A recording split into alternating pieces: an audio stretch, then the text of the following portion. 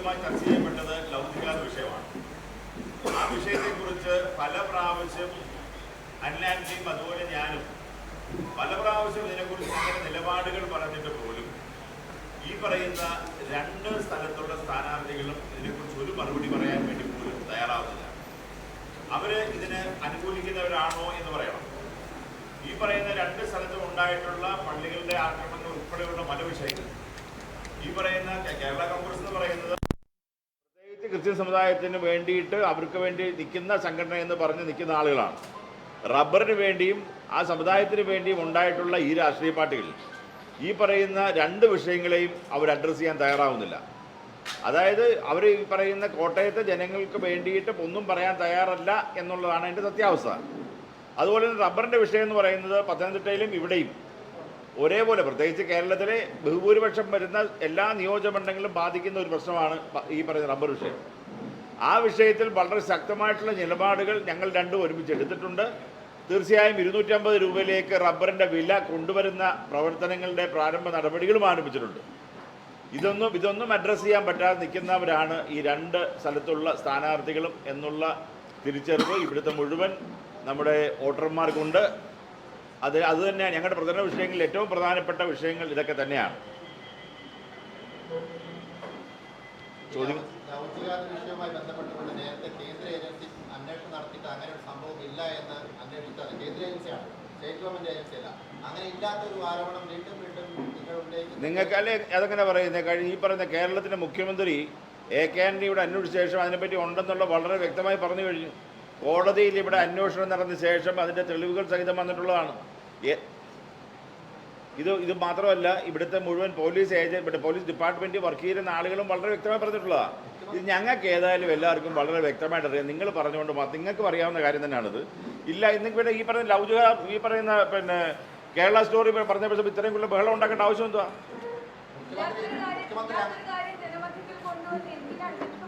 ഇല്ലാത്ത കാര്യം എങ്ങനെ? അല്ല, അത് ഞങ്ങൾ പറയുന്നുണ്ട്. ഞങ്ങളുടെ ഈ രണ്ട് വിഷയങ്ങൾക്ക് ഒരു മറുപടിയും ഇവർ പറയാൻ തരാത്തതുകൊണ്ടാണ്. എന്നാൽ പിന്നെ ഒരു കാര്യം ചെയ്യാം, പള്ളിയിൽ പോയി അച്ഛനെ അറ്റാക്ക് ചെയ്തതും ശരിയല്ലേ? അല്ലല്ലോ, മണിപ്പൂരിലുണ്ടായ വിഷയം ഇതല്ലല്ലോ. മണിപ്പൂരിലുണ്ടായ വിഷയം ഇവിടുത്തെ ഏതെങ്കിലും BJPക്കാരെ പോയി അറ്റാക്ക് ചെയ്തോ? അല്ലല്ല, ഇത് നിങ്ങളത് ഇപ്പം പറയുന്നത് രാഷ്ട്രീയക്കാർ പറയുന്ന പോലെ നിങ്ങൾ മീഡിയ പറയേണ്ട ആവശ്യമില്ലല്ലോ. അല്ല, നിങ്ങൾ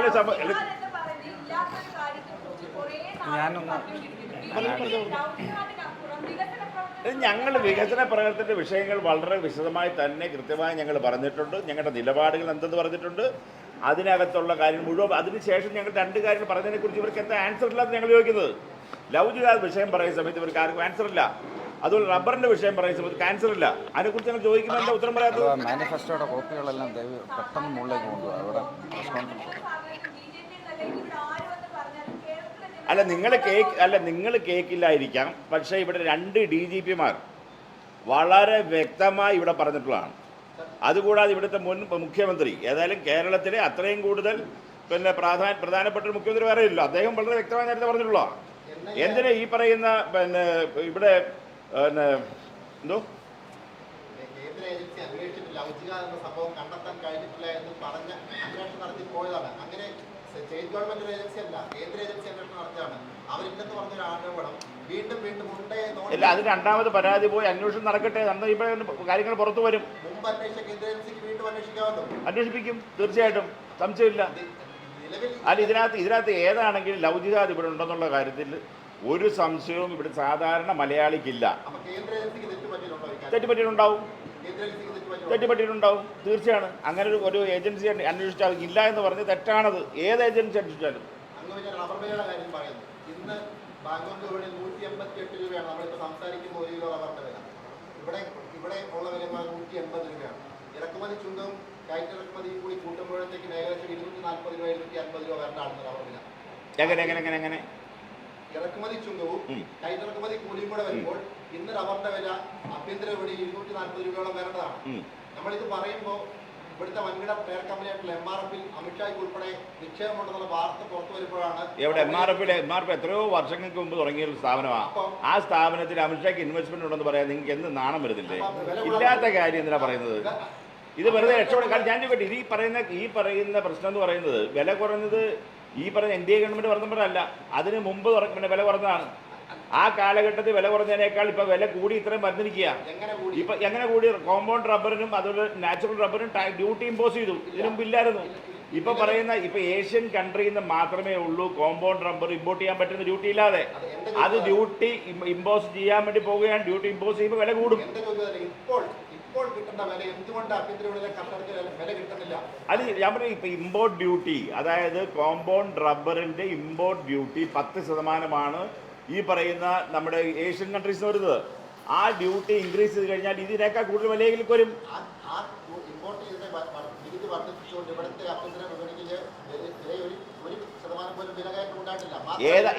ഏതാണെങ്കിലും കഴിഞ്ഞ കാലത്തിന് ഇപ്പൊ യു പി എ സർക്കാർ ഇരുന്നതിനേക്കാൾ റബ്ബറിന് വില കൂടിയിട്ടുണ്ട്. ഞങ്ങൾ ജയിച്ചു വന്നാൽ റബ്ബറിന് വില കൂട്ടിയിരിക്കും.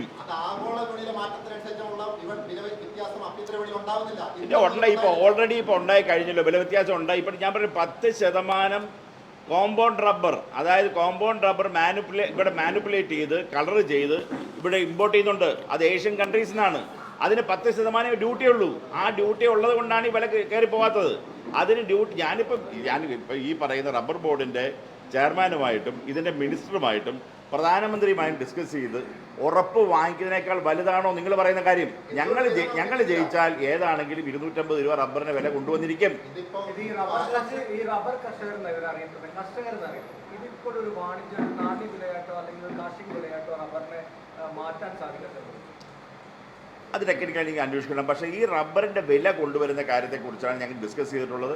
അത് റബ്ബർ ബോർഡുമായിട്ടും അതുപോലെ ഇതിൻ്റെ മിനിസ്റ്ററുമായിട്ടും എല്ലാവരും ഡിസ്കസ് ചെയ്ത് കൃത്യമായി അതിനുള്ള ധാരണ ഉണ്ടാക്കിയിട്ടുണ്ട്. അത് ഇലക്ഷൻ കഴിയുമ്പോൾ ഞങ്ങളത് ഇംപ്ലിമെൻറ്റ് ചെയ്യും.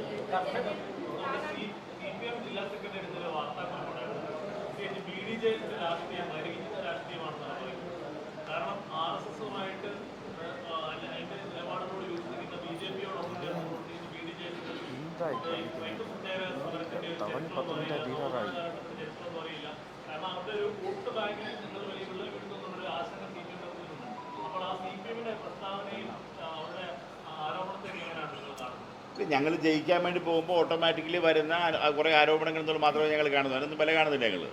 ഇതിനെപ്പറ്റി പിന്നെ ഒരു തരത്തിലും ഇതിപ്പോൾ സവർണ പാർട്ടിയാണ് BJP എന്ന് പറഞ്ഞ് വെക്കാനാണല്ലോ ശ്രമിക്കുന്നത് മുഴുവനും.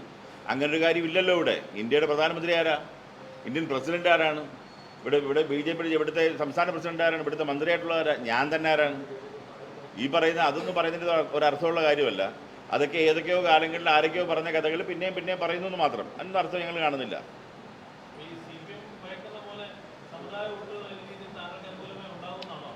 അത് അങ്ങനെയല്ല. ഇവിടെ എല്ലാ സമുദായത്തിൻ്റെ വോട്ടുകളും എല്ലാ ആളുകളുടെ വോട്ട് കോട്ടയെ സംബന്ധിച്ചുള്ളതാണെങ്കിലും പത്തനംതിട്ടയെ സംബന്ധിച്ചുള്ള ഞങ്ങൾക്ക് വരുന്നതാണ്. കാരണം നാച്ചുറലായിട്ട് ഈ കഴിഞ്ഞ 15-10 വർഷക്കാലമായി ഒന്നും ചെയ്യാൻ പറ്റിയിട്ടില്ല. അതുപോലെ തന്നെ അതിന് മുമ്പ് ഈ പറയുന്ന ആളുകൾ വളരെ കൃത്യമായി അവർ പിന്നെ ഭരണത്തിലുണ്ടായിരുന്നവരാണ്. ആ കാലഘട്ടത്തിൽ ഒന്നും ചെയ്യാൻ പറ്റിയിട്ടില്ല. ഇനി എന്തെങ്കിലും നടക്കണമെങ്കിൽ അതിൽ 400 പരം സീറ്റുമായിട്ട് NDA സർക്കാർ അധികാരത്തിൽ വരും. അധികാരത്തിൽ വന്നു കഴിയുമ്പോഴത്തേക്ക് ഓട്ടോമാറ്റിക്കലി നമുക്ക് കേരളത്തിൻ്റെ ഡെവലപ്മെൻറ്റ്, പ്രത്യേകിച്ച് കോട്ടയത്തിൻ്റെ ഡെവലപ്മെൻ്റ് എല്ലാം പിന്നെ പത്തനംതിട്ട ഡെവലപ്മെൻറ്റ് ഞങ്ങൾ ജയിപ്പിച്ചാലേ അവിടെ കൂടുതൽ വികസനം വരികയുള്ളൂ. അത് മനസ്സിലാക്കുന്ന ആളുകളാണ് ഉള്ളത്. അതിന് ജാതി പറഞ്ഞും മതം പറഞ്ഞും നമ്മൾ ചെയ്യേണ്ട ആവശ്യമില്ല.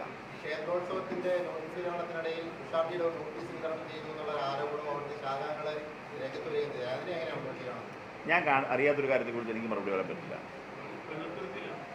എനിക്ക് അങ്ങനെ ആരും എൻ്റെ ആരും ഇതുവരെ വിൽക്കുക അല്ലെങ്കിൽ അതിനെക്കൊണ്ട് പ്രശ്നം ഉണ്ടായിട്ടേ ഇല്ല.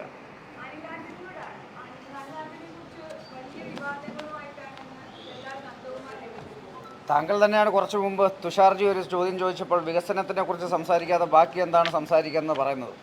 അത് കഴിഞ്ഞ് അനിൽ ആൻ്റണി ഈ മണ്ഡലത്തിൽ വികസനത്തിനെ കുറിച്ച് മാത്രമേ സംസാരിക്കുന്നുള്ളൂ. ഇന്ന് ഞാൻ ഭാരതീയ ജനതാ പാർട്ടിയുടെ ഒരു സ്ഥാനാർത്ഥിയാണ്.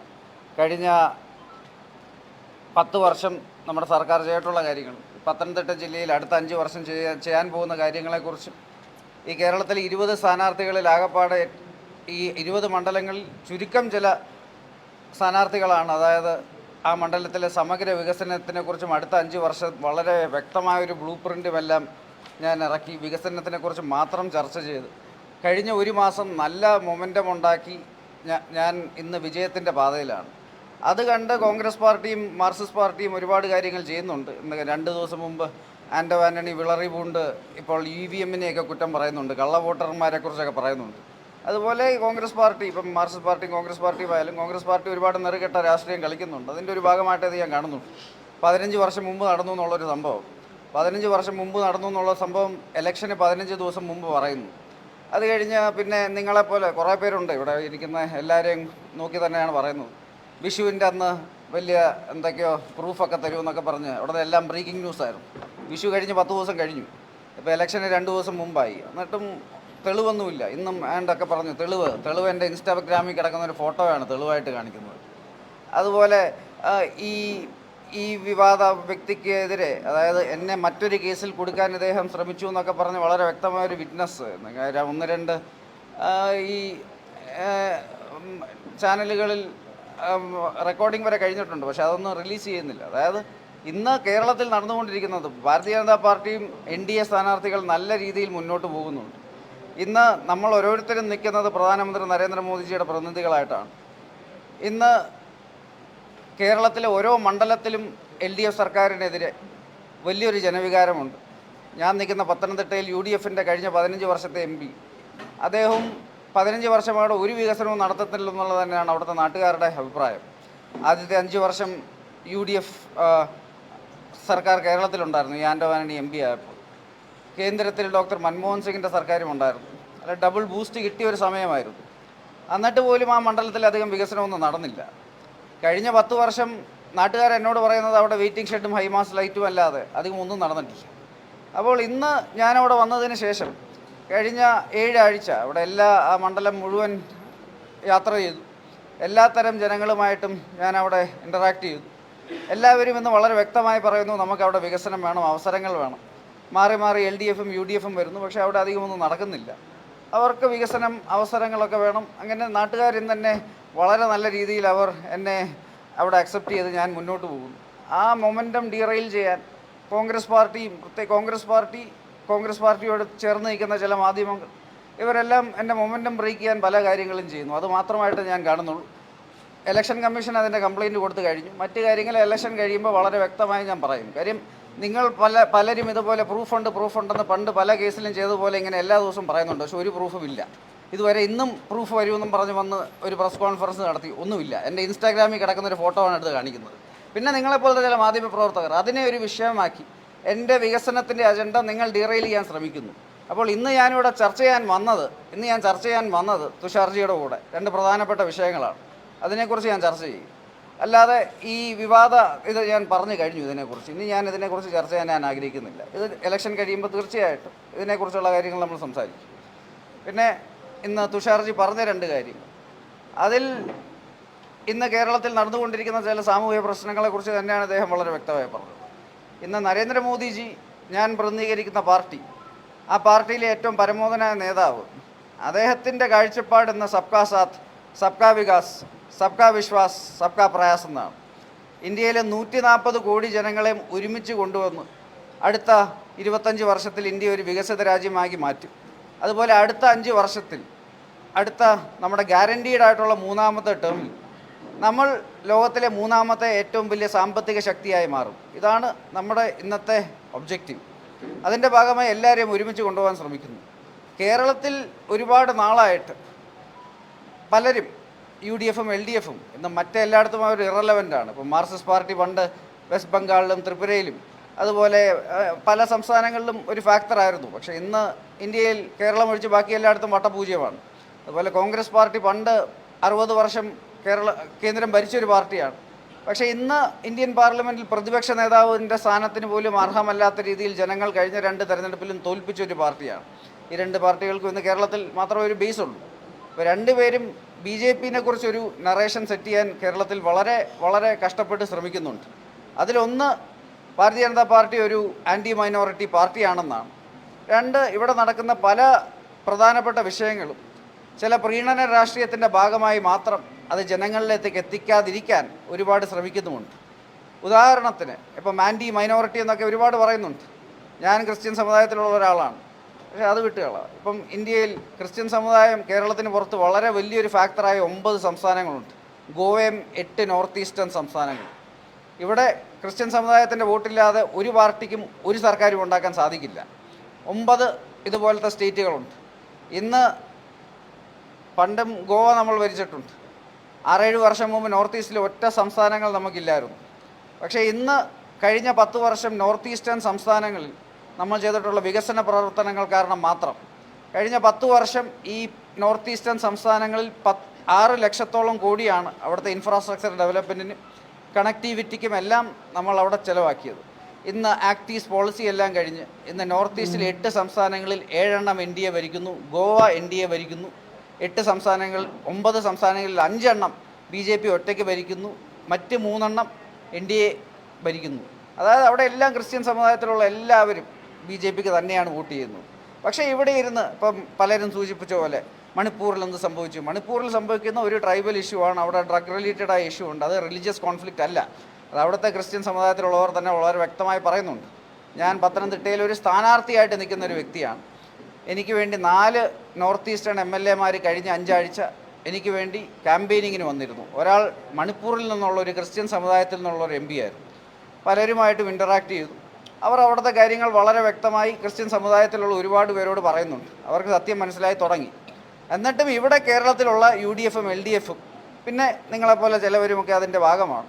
അവർ ഇന്നും ഇവിടെ ഇരുന്ന് അവർ ചെയ്യാൻ ശ്രമിക്കുന്നത് മണിപ്പൂരിൽ നിന്ന് നടന്നുകൊണ്ടിരിക്കുന്ന ഒരു വർഗീയ ലഹളയാണെന്ന് ജനങ്ങളെ തെറ്റിദ്ധരിപ്പിക്കാൻ ഒരുപാട് ശ്രമിക്കുന്നുണ്ട്. അതുപോലെ തന്നെ കേരളത്തിൽ നടക്കുന്ന ഒരുപാട് കാര്യങ്ങൾ ജനങ്ങളെ അറിയിക്കാതിരിക്കാനും ശ്രമിക്കുന്നുണ്ട്. അതിലൊന്നാണെന്ന് തുഷാർജി അവതരിപ്പിച്ച ഒരു ഇഷ്യൂ. ഈ ലവ് ജിഹാദ് എന്നുള്ളൊരു ടേം ആദ്യമായിട്ട് ഇന്ത്യയിൽ കൊണ്ടുവന്നത് BJPയോ അല്ലെങ്കിൽ BJPയുടെ ഏതെങ്കിലും നേതാവോ അല്ല.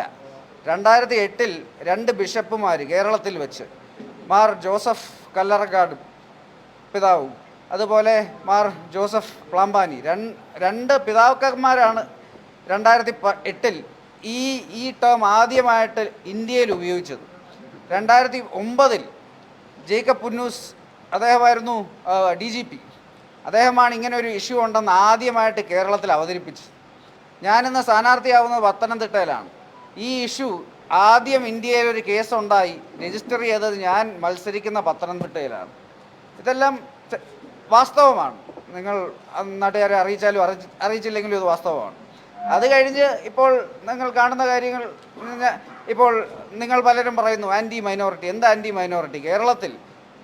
നിങ്ങൾ മണിപ്പൂരിനെ കുറിച്ച് കുറേ പറയുന്നുണ്ട്. കേരളത്തിൽ ഞാൻ മത്സരിക്കുന്ന മണ്ഡലം അവിടെ ഒരു പൂഞ്ഞാറുണ്ട്. പൂഞ്ഞാറിലൊരു വൈദികനെ ആക്രമിക്കപ്പെട്ടു കുറച്ച് നാൾ മുമ്പ്. ഈ വൈദികനെ ആക്രമിക്കപ്പെട്ടപ്പോൾ എനിക്കെതിരെ നിൽക്കുന്ന 2 സ്ഥാനാർത്ഥികളുണ്ട്. ശ്രീ ആൻഡോ ആൻ്റണിയുണ്ട്, ഡോക്ടർ തോമസ് ഐസക്കും ഉണ്ട്. ഇതിൽ ഡോക്ടർ തോമസ് ഐസക്ക് പറയാൻ ശ്രമിച്ചത് വൈദികനെ അവിടെ മണിയടിച്ചത് കലാപം ഉണ്ടാക്കാനാണെന്നാണ്. അതായത് അവിടെ ആക്രമിക്കപ്പെട്ടവർക്കെതിരെയുള്ളൊരു സ്റ്റാൻഡാണ് എടുത്തത്. അതുപോലെ തന്നെ ഇന്ന് മറ്റേ സ്ഥാനാർത്ഥി ഇതിനെക്കുറിച്ച് ഒന്നും സംസാരിച്ചിട്ടേ ഇല്ല. ഇങ്ങനെ ഒരു വിഷയത്തിൽ ക്രിസ്ത്യൻ സമുദായത്തിനെ വേണ്ടി സംസാരിക്കാൻ കേരളത്തിൽ BJP മാത്രമേ ഉണ്ടായിരുന്നുള്ളൂ. അതുപോലെ തന്നെ ഏതാനും മാസങ്ങൾക്ക് മുമ്പ് പാലാ ബിഷപ്പിനെ ഒരു ഇൻസിഡൻറ്റ് കഴിഞ്ഞ് വളഞ്ഞിട്ട് ആക്രമിക്കുന്ന ഒരു സിറ്റുവേഷൻ ഉണ്ടായി. അന്നും അദ്ദേഹത്തിന് വേണ്ടി സംസാരിക്കാനും അദ്ദേഹത്തിന് സംരക്ഷിക്കാനും കേരളത്തിൽ BJP മാത്രമേ ഉണ്ടായിരുന്നുള്ളൂ. മറ്റൊരു പാർട്ടിയും ഇല്ലായിരുന്നു. ഈ പൂഞ്ഞാറിലെ സംഭവം ആദ്യമായിട്ട് ഒരു UDFിലെയോ LDFിലെയോ ഒരു നേതാവ് പറഞ്ഞില്ല.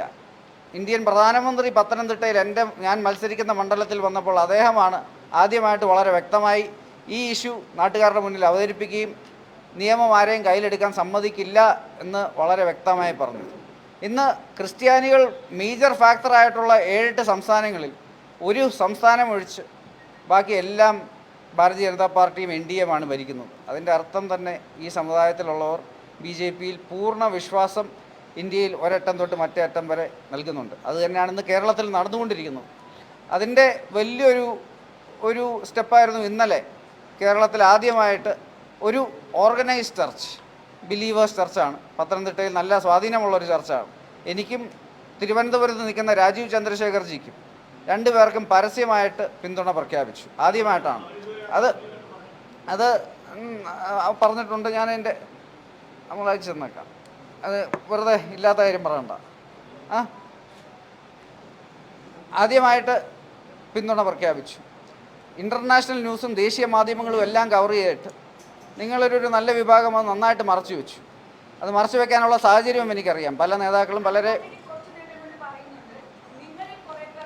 അതെ ഞാൻ വളരെ വ്യക്തമായി പറയുന്നു കാര്യം. ഇല്ല ഞാൻ ഇപ്പം ഏതാനും ആഴ്ചകൾക്ക് മുമ്പ് ഞാൻ കഴിഞ്ഞ അഞ്ച് മാസങ്ങൾക്ക് മുമ്പ് ഈ 5 സ്റ്റേറ്റ് ഇലക്ഷൻ്റെ എനിക്ക് ദേശീയ ചുമതലയുള്ള ഒരു വ്യക്തിയായിരുന്നു. അന്ന് താങ്കൾ ഏത് മാധ്യമത്തിലാണ് പ്രവർത്തിക്കുന്നത്? നന്നായി. അപ്പം നിങ്ങളുടെ എക്സിറ്റ് പോൾ റിപ്പോർട്ട് എന്തായിരുന്നു?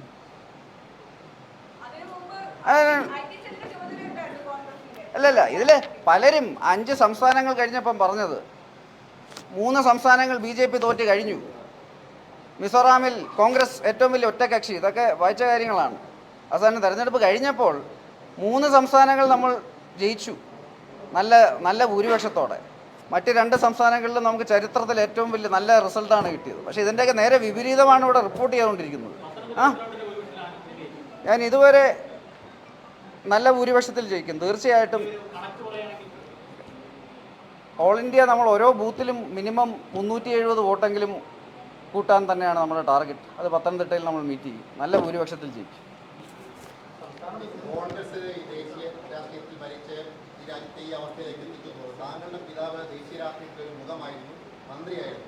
ഈ അവസ്ഥയിൽ ഈ രാജ്യത്തെ എത്തിച്ചതിൽ താങ്കളുടെ പിതാവിന് ഒരു പങ്കില്ലേ? ആദ്യത്തെ 67 വർഷത്തിൽ കാണാത്ത രീതിയിലുള്ള വികസനം കഴിഞ്ഞ 10 വർഷത്തിൽ നടന്നിട്ടുണ്ട് ഓരോ രംഗത്തും. 2014 ഇന്ത്യയുടെ GDP 2 ട്രില്യനായിരുന്നു, ഇന്ന് ഏകദേശം 4 ട്രില്യനായി. ഏത് രംഗത്തും ഞാൻ പറയുന്നു, അദ്ദേഹം 52 വർഷം പാർലമെൻറ്റേറിയനായിരുന്നു, 52 വർഷം 64 വർഷം സജീവ രാഷ്ട്രീയത്തിലുണ്ടായിരുന്നു. ഇന്ന് പാർലമെൻ്ററി രാഷ്ട്രീയത്തിൽ നിന്ന് വിരമിച്ചു. പക്ഷേ അദ്ദേഹം ഒരുപാട് കാര്യങ്ങൾ സമൂഹത്തിന് ചെയ്തിട്ടുണ്ട്. 5 പ്രാവശ്യം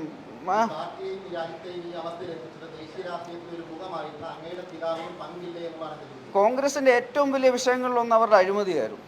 അത് രാഷ്ട്രീയ ഞാൻ പറഞ്ഞതിൻ്റെ ഇടയ്ക്ക് കയറാതെ ഞാൻ പറഞ്ഞു വരട്ടെ, അതല്ല പറഞ്ഞു വരുന്നത്. കോൺഗ്രസിൻ്റെ ഏറ്റവും വലിയ വിഷയം അഴിമതിയായിരുന്നു. ഇന്ന് രാഷ്ട്രീയ എതിരാളികൾ തന്നെ വളരെ വ്യക്തമായി പറയുന്നൊരു കാര്യമുണ്ട്, AK ആന്റണി അഴിമതിക്കാരനല്ല. പക്ഷെ നിർഭാഗ്യവശാൽ അദ്ദേഹത്തിൻ്റെ എല്ലാ കൊളീഗ്സും ഒരുവിധം എല്ലാവരും അങ്ങനെ ആയിപ്പോയി. അപ്പം അദ്ദേഹം ഏറ്റവും പരമോന്നത നേതാവല്ലായിരുന്നു കോൺഗ്രസിൻ്റെ. അപ്പം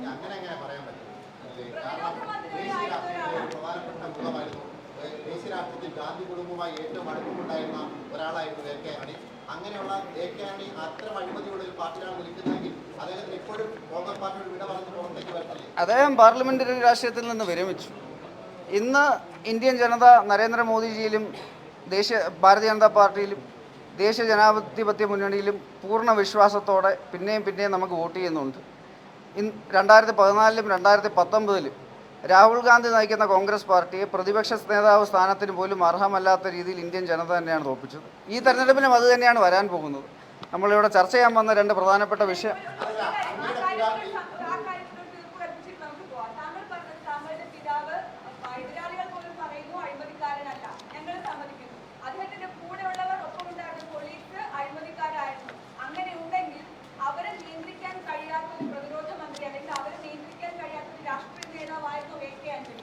അത് അദ്ദേഹത്തിനോട് പോയി ചോദിക്കും.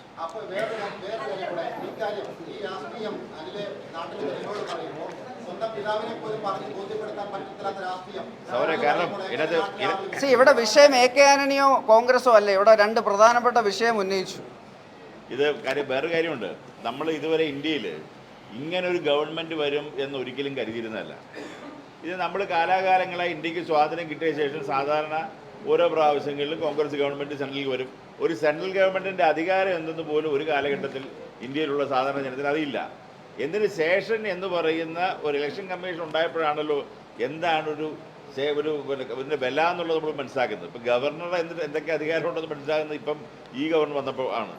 എന്ന് പറഞ്ഞ പോലെ കേന്ദ്രത്തിൽ ഒരു കെട്ടുറപ്പുള്ള ഒരു കേന്ദ്ര മന്ത്രിസഭ വരികയും ആ 10 വർഷക്കാലം കൊണ്ട് ഒരു രാജ്യത്തെ എങ്ങനെ ചേഞ്ച് ചെയ്യാമെന്ന് കാണിച്ചു തന്നതാണ് യഥാർത്ഥത്തിൽ ഈ കണ്ട അമിത്ഷായും അതുപോലെ തന്നെ നരേന്ദ്രമോദിയും കഴിഞ്ഞ 10 വർഷക്കാലം ചെയ്തത്. അതുകൊണ്ട് തന്നെയാണല്ലോ ആളുകൾ മുഴുവൻ ഇന്ത്യയുടെ നമ്മുടെ മറ്റു ഭാഗങ്ങൾ മുഴുവൻ നോക്കിയാൽ എല്ലാ തരത്തിലുള്ള ഫാക്ടറികളാണെങ്കിലും സ്ഥലങ്ങളാണെങ്കിലും എല്ലാ ഡെവലപ്മെൻറ്റ്സ് വന്നുകൊണ്ടാണ് എല്ലാവരും അങ്ങോട്ടേക്ക് കോൺസെൻട്രേറ്റ് ചെയ്യുന്നത്. കാരണം എല്ലാവരുടെയും ജീവിത നിലവാരം ഉയരുക, എല്ലാവരുടെയും പ്രദേശങ്ങൾ മുഴുവൻ ഡെവലപ്പ് ചെയ്യുക, മറ്റുള്ളവരെയൊക്കെ വലിയ രാജ്യമായി നമ്മൾ മാറുക എന്നുള്ളത് സാധാരണ ജനത്തിൻ്റെ ഒരു വികാരമാണ്.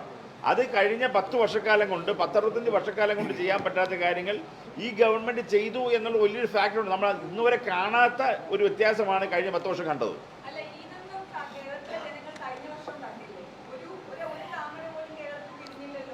അല്ല അതിൻ്റെ കുഴപ്പമല്ലേ? നമ്മൾ കേരളത്തിൻ്റെ അവസ്ഥ എന്ന് പറയുന്നത് എന്താണ് അറിയത്തില്ലേ? ഇതുവരെ മറ്റ് സംസ്ഥാനങ്ങളെക്കാൾ മികച്ചതാണ്. ഇതുവരെ അറിയത്തില്ലേ?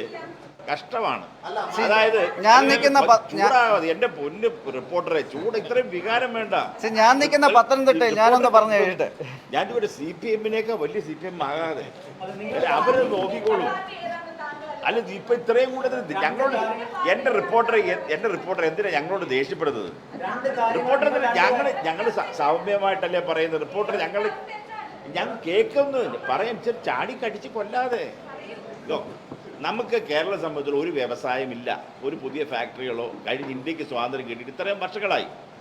ഒരു 10,000 പേര് ജോലി ചെയ്യുന്ന ഏതെങ്കിലും ഒരു പുതിയ ഇൻസ്റ്റിറ്റ്യൂട്ട് ഉണ്ടാക്കുവാൻ, ഒരു സ്ഥാപനം ഉണ്ടാക്കാൻ നമുക്ക് കഴിഞ്ഞിട്ടുണ്ടോ? ഞാൻ പറയുന്നത് ഇപ്പോഴത്തെ ഗവൺമെൻറ്റിനെ ഞാൻ കുറ്റം പറയില്ല. ഞാൻ നേരത്തെ പറഞ്ഞിട്ടുള്ളതാണ്. കേരളത്തിൽ എന്ന് ഇന്ത്യക്ക് സ്വാതന്ത്ര്യം കിട്ടിയ അന്ന് മുതൽ ഇന്ന് വരെ വന്നിട്ടുള്ള ഗവൺമെൻറ്റുകളൊന്നും മറ്റുള്ള സംസ്ഥാനങ്ങൾ വളരാൻ സാഹചര്യത്തിലേക്ക് നമ്മളെ കൊണ്ടുപോകാൻ പറ്റും. നമ്മുടെ അവസ്ഥ എന്താണ്? സാമ്പത്തിക സ്ഥിതി. ഇവിടുത്തെ ശമ്പളവും പെൻഷനും കൊടുത്തു കഴിഞ്ഞാൽ ഇവിടുത്തെ ഇൻട്രസ്റ്റ് കൊടുക്കാൻ വേണ്ടി പോലും പണമില്ല. യഥാർത്ഥത്തിൽ സാമ്പത്തിക സ്ഥിതി എന്ന് പറഞ്ഞാൽ ശ്രീലങ്കയുടേക്കാൾ സാമ്പത്തികമായി പിന്നോക്കം നിൽക്കുകയാണ് കേരള സംസ്ഥാനം എന്ന് പറയുന്നത്. ഇവിടുന്ന് ജനറേറ്റ് ചെയ്യപ്പെടുന്ന പണം എന്തോ? ഇവിടുന്ന് അമേരിക്കയിലും ഇംഗ്ലണ്ടിലും ഒക്കെ പോയി ജോലി ചെയ്യുന്ന, ദുബൈയിലും മറ്റിടത്തും പോയി ജോലി ചെയ്യുന്ന ആളുകൾ അയക്കുന്ന പണം മാത്രമാണ് ഇൻകം. ഇവിടെ പച്ചക്കറി ഉൾപ്പെടെ എല്ലാ സാധനങ്ങളും നമ്മൾ ഇമ്പോർട്ട് ചെയ്യണം. ഒരു സാധനങ്ങളും ഇവിടില്ല. ഇതൊന്നും ഒരു കുഴപ്പമല്ലേ? മറ്റുള്ള സംസ്ഥാനങ്ങൾ നമ്മളെടുത്ത് പരിശോധിച്ച് നോക്ക്. ഇവിടുന്ന് നമ്മൾ ഈ പറയുന്ന അരി ഉണ്ടായാൽ പോലും അത് കുത്താൻ വേണ്ടി പോകും തമിഴ്നാട്ടിലേക്കാണ്. ഈ പ്രശ്നങ്ങൾ മുഴുവൻ ഉണ്ടാകുന്ന സമയത്ത്, അതേ സമയത്ത് കേരളത്തിന് തൊട്ടപ്പുറത്ത് ഈ നേരെ നമ്മുടെ ബോർഡറിൽ പണ്ട് 2 ലക്ഷം രൂപയ്ക്ക് ഒരു ഏക്കർ സ്ഥലം കിട്ടുമായിരുന്നു. ഇപ്പം അങ്ങോട്ട് ചെന്നാൽ നേരെ അവർ 50 ലക്ഷം രൂപ ചോദിക്കുന്ന കാര്യം. അവിടെ കൃഷിയിടങ്ങളെല്ലാം ഡെവലപ്പ് ചെയ്തു, വെള്ളം കൊണ്ടുവന്നു, ഒരുപാട് ഡെവലപ്മെൻറ്റ്സ് നടക്കുന്നു. അതുപോലെ നമുക്കിവിടെ നടക്കുന്നില്ല. ഒരു വ്യവസായം ചെയ്യുന്ന ആളെ സംബന്ധിച്ചോളം പണം മുടക്കിയാൽ ഒരു കാരണവശാലും അവൻ്റെ പണം തിരിച്ച് കിട്ടുന്ന ഒരു രീതിയിലുള്ള വ്യവസായം പോലും തുടങ്ങാൻ പറ്റുന്ന സാഹചര്യമുണ്ട്. അതൊക്കെ മാറണമെങ്കിൽ സമഗ്രമായ ഡെവലപ്മെൻറ്റ്സ് ഇല്ലാതെ നടക്കില്ല. അതേ പറഞ്ഞുള്ളൂ. കൊടുക്കുന്നുണ്ടല്ലോ, കൃത്യമായി നികുതി വിധം കൊടുക്കുന്നുണ്ട്. അത് മാത്രമല്ല, കഴിഞ്ഞ പ്രാവശ്യം UPA ഗവൺമെൻറ് ഉണ്ടായിരുന്ന സമയത്ത് 48,000 50,000 കോടി രൂപയാണ് 10 വർഷക്കാലം കൊണ്ട് കൊടുത്തത്. കഴിഞ്ഞ 10 വർഷക്കാലം കൊണ്ട് കൊടുത്തിട്ടുള്ളത് 1,48,000 1,50,000 കോടി രൂപയാണ്. അത് നമ്മുടെ ഇൻഫ്രാസ്ട്രക്ചർ ഡെവലപ്മെൻറ്റുകൾ മുഴുവൻ ഗവൺമെൻറ് ഓഫ് ഇന്ത്യ നേരിട്ട് ചെയ്യുന്ന ഡെവലപ്മെൻറ്റുകൾ മുഴുവൻ നടക്കുന്നുണ്ടല്ലോ. അയ്യോ, അതല്ലേ കണ്ടത്. 1,50,000 കോടി രൂപ, അതായത് കഴിഞ്ഞ UPA സർക്കാർ 10 വർഷക്കാലം കൊണ്ട് കൊടുത്തത്. അതേ 10 വർഷക്കാലം കൊണ്ട് 1 ലക്ഷം കോടി രൂപ എക്സ്ട്രാ ആണ് കൊടുത്തത്. അത് കൊടുക്കുന്നത്, ഇത് നമ്മൾ വെള്ളം വെക്കല്ലേ ദേവി, ഇത് പിന്നെ ഇത് അങ്ങോട്ട് ഞാൻ പറഞ്ഞു കേട്ട ശേഷം പിന്നെ വെള്ളം ഉണ്ടാക്കിയോ? അതിപ്പോൾ ഈ പറയുന്ന ഏത് സർക്കാരാണെങ്കിലും ഫെഡറൽ സംവിധാനത്തിൽ സ്റ്റേറ്റ് ഗവൺമെൻറ്റിലേക്കാണ് പണം കൊടുക്കുന്നത്. നമ്മളിവിടെ സാധാരണ ജനങ്ങൾക്ക് ഇപ്പം കിട്ടുന്ന പണം മുഴുവൻ കിറ്റ് ഉൾപ്പെടെ സെൻട്രൽ ഗവൺമെൻറ് പണമാണ്. ആ പണത്തിൻ്റെ പേര് മാറ്റി നമ്മൾ സ്റ്റേറ്റ് ഗവൺമെൻറ് കൊടുത്തു എന്ന് മാത്രമേ ഉള്ളൂ. ഭവന നിർമ്മാണം 4 ലക്ഷം രൂപ സ്റ്റേറ്റ് ഗവൺമെന്റ് കൊടുക്കുന്നു. കേന്ദ്ര ഗവൺമെന്റ് വിഹിതം എത്രയാണ്? പെൻഷൻ കൊടുക്കുന്നു 1,600 രൂപ കൊടുക്കുന്നു. കേന്ദ്ര ഗവൺമെന്റ് വിഹിതം എത്രയാണ്? 200 രൂപ കൊടുക്കുന്ന 6 ലക്ഷം പേർക്ക് കേന്ദ്ര ഗവൺമെന്റ്. സ്റ്റേറ്റ് ഗവൺമെന്റ് 62 ലക്ഷം പേർക്ക് പെൻഷൻ കൊടുക്കുന്നു. 200 രൂപ കൊടുക്കുന്ന കേന്ദ്ര ഗവൺമെന്റ് പറയുന്നു ഇവിടുത്തെ ആൾക്ക് മുഴുവൻ പെൻഷൻ കൊടുക്കുന്നത് 75,000 രൂപ. എന്നാ പിന്നെ കൊടുത്താൽ പോലെ ചുമ്മാ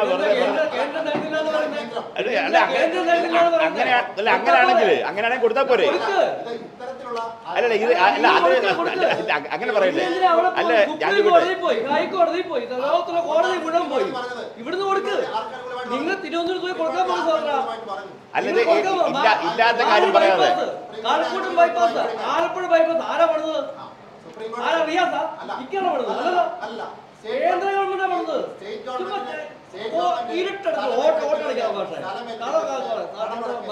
അല്ല ഇത് വെറുതെ കള്ളം പറഞ്ഞോട് പോയിട്ട് കാര്യമില്ല. അല്ലല്ല ഇത് കള്ളക്കാരൻ കുറെ നേരം കൊണ്ട് സൗകര്യം വളരെ ബുദ്ധിമുട്ടി ഓരോരോ കഥകൾ ഉണ്ടായിക്കൊണ്ടിരുന്നുണ്ട്. അതുകൊണ്ട് ഒരു കാര്യമില്ല. ഞാൻ നിൽക്കുന്ന പത്തനംതിട്ടനെ കുറിച്ച് തന്നെ പറയാം.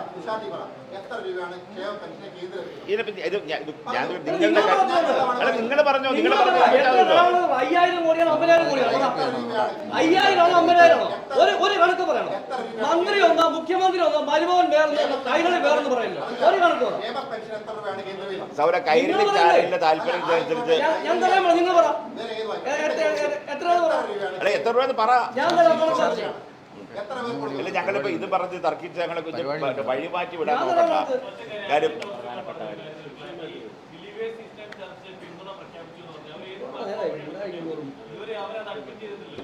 അതിൻ്റെ വീഡിയോ അയച്ചു തരാം. നമുക്ക് ഇവൻറ്റിൻ്റെ വീഡിയോ എല്ലാം ഫുള്ളായിട്ടുണ്ട്. നിങ്ങളെ മാധ്യമ സുഹൃത്തുക്കളെ എല്ലാ പരിപാടിക്ക് വിളിച്ചിട്ടുണ്ടായിരുന്നു, അതിൽ പലരും വന്നില്ല. ലൗകികാതിനെ പറ്റി നിങ്ങൾക്ക് അറിയണമെങ്കിൽ വൈക്കത്ത് വരെ പോയാൽ മതി. വീടിൻ്റെ അഡ്രസ്സ് ഞാൻ തരാം. ഉണ്ടോ ഇല്ലോ എന്ന് പോയി ചോദിച്ചിട്ട് വൈകിട്ടോ ഞങ്ങൾ ഓഫീസിൽ കാണും. അതാണ് നമ്മുടെ കണക്കുണ്ട്, നിങ്ങളുടെ കയ്യിലോ ഇല്ലാത്തത്. എന്താ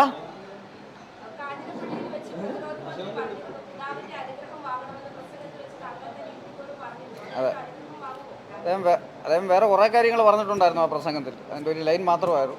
തീർച്ചയായിട്ടും അദ്ദേഹത്തെ കാണുമ്പോൾ അദ്ദേഹത്തിന് അനുഗ്രഹം ചോദിക്കും. ഇപ്പം അവിടെ പോകുന്നതെന്ന് തീർച്ചയായിട്ടും അദ്ദേഹത്തിന് അടുത്ത പ്രാവശ്യം എന്ന് കാണുന്നു അന്ന് ഞാൻ അനുഗ്രഹം വാങ്ങിക്കും.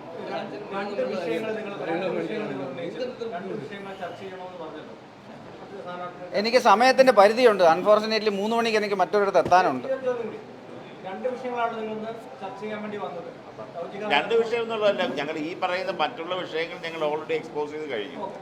ഈ വിഷയങ്ങളുടെ പറഞ്ഞു എന്നുള്ളതേ ഉള്ളൂ.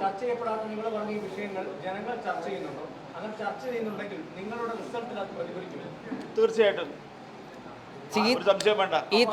ഇത് അറിയാൻ വയ്യാത്ത നിങ്ങൾക്കേ ഉള്ളൂ. അത് നിങ്ങൾ ഇത് ടി വി ഇത് മാറ്റി വെച്ച് കഴിയുമ്പോൾ നമ്മൾ സംസാരിക്കുമ്പോൾ നിങ്ങളൊക്കെ സമ്മതിക്കുന്ന കാര്യമാണിത്. ഞാൻ പറഞ്ഞ കാര്യം കള്ളമല്ലാന്നുള്ളത് ഇവിടെ ഇരിക്കുന്ന എല്ലാവർക്കും അറിയാം. ഇവിടെ ഇരിക്കുന്ന എല്ലാവരും നമ്മൾ ഈ ക്യാമറ മാറ്റി വെച്ച് കഴിയുമ്പോൾ നമ്മൾ സാധാരണ നമ്മളെല്ലാം ഇരിക്കുന്ന സമയത്ത് ഇങ്ങനെയുള്ള കാര്യം പറയുന്നതാ. അതും ഉണ്ടാകും. ശരി, എന്നാ ഞാനിവിടെ കാഞ്ഞിരപ്പള്ളിയിൽ ക്യാമ്പയിൻ ചെയ്തുകൊണ്ടിരിക്കുവായിരുന്നു, അത് കാരണം വന്നതാണ്. എൻ്റെ വലിയൊരു മണ്ഡലമാണ്, 150 കിലോമീറ്റർ ഉണ്ട്. ഇതിൻ്റെ ഒരു